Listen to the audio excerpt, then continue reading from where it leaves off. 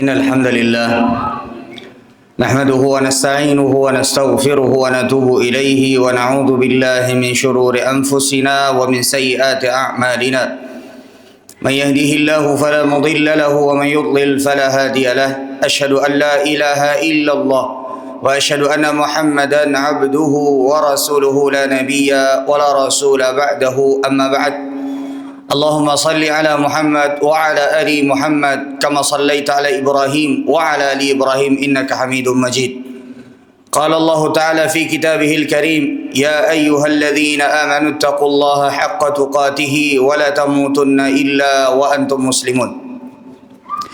Ma'asyiral muslimin, jamaah Jumat rahimani wa rahimakumullah. Dalam kesempatan khutbah kali ini kami mewasiatkan kepada diri kami pribadi dan kepada hadirin sekalian agar senantiasa meningkatkan ketakwaan kepada Allah Azza wa Jalla, karena takwa adalah sebaik-baiknya bekal bagi seorang hamba untuk kehidupan dunia dan akhiratnya. Ma'asyiral muslimin, jamaah Jumat rahimani wa rahimakumullah. Dalam sebuah hadis yang sahih diriwayatkan oleh Al-Imam Al-Bukhari di dalam sahihnya dari sahabat Nabi sallallahu alaihi wasallam Anas bin Malik radhiyallahu taala anhu, beliau menuturkan marran Nabi sallallahu alaihi wasallam bimra'atin tabki ala qabrin. Suatu hari Rasulullah sallallahu alaihi wasallam pernah melewati seorang wanita yang menangis di hadapan sebuah kubur, yang nampaknya seorang wanita tersebut baru saja kehilangan orang yang paling dicintainya, sehingga dia menangis. Lalu Nabi SAW memberikan nasihat kepada wanita tersebut dengan mengatakan, ittaqillaha wasbiri. Bertakwalah engkau kepada Allah, takutlah engkau kepada Allah, wasbiri, dan bersabarlah engkau. Maka wanita tadi tidak melihat bahwa yang memberikan wasiat tersebut adalah Nabi Muhammad SAW. Lalu kemudian dia mengatakan, ilaika anni, menjauhlah engkau dariku. Fa innaka lam tusab bi musibati, sesungguhnya engkau tidak pernah merasakan musibah sebagaimana apa yang aku rasakan. Maka ketika Nabi SAW berlalu, orang-orang di sekitar wanita tersebut memberitahukan bahwa yang memberikan nasihat dan wejangan tadi adalah Nabi SAW.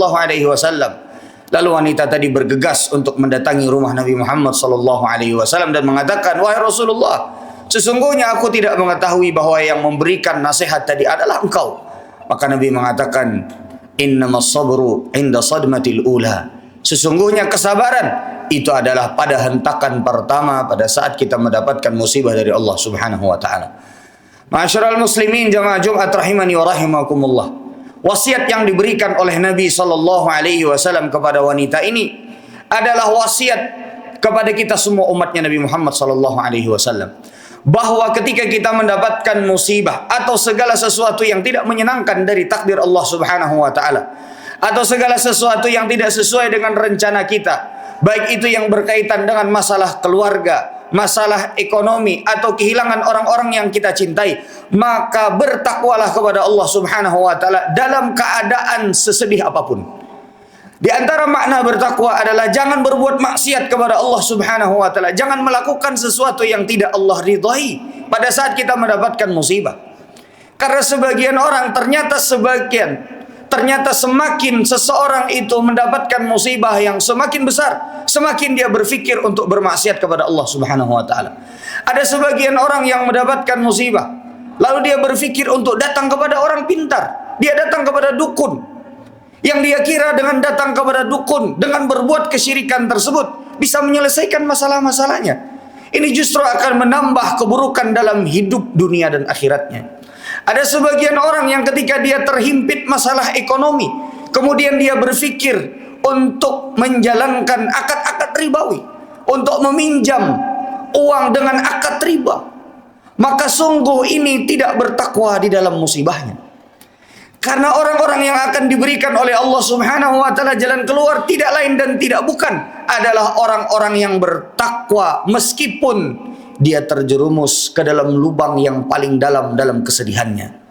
Makanya Allah Subhanahu wa taala berfirman di dalam Al-Qur'an, "Wa may yattaqillaha yaj'al lahu makhraja." Barang siapa yang bertakwa kepada Allah, lihatlah, orang yang akan diberikan jalan keluar adalah orang yang bertakwa. Barang siapa yang bertakwa kepada Allah Azza wa Jalla, Allah Subhanahu wa taala akan memberikan kepadanya jalan keluar dari setiap masalahnya, dari setiap segala sesuatu yang mungkin itu adalah tidak menyenangkan untuknya. Maka ma'asyiral muslimin, jamaah Jumat rahimani wa rahimakumullahu jami'an, ingatlah pesan Nabi sallallahu alaihi wasallam tadi, bahwa semakin kita mendapatkan musibah, semakin besar musibahnya, maka harus semakin besar ketakwaannya kepada Allah dan harus semakin menjauh dari segala sesuatu yang tidak diridai oleh Allah Subhanahu wa taala. Aqulu qawli hadza wa astaghfirullah li wa lakum wa li sairil muslimina min kulli dzamb innahu huwal ghafurur rahim.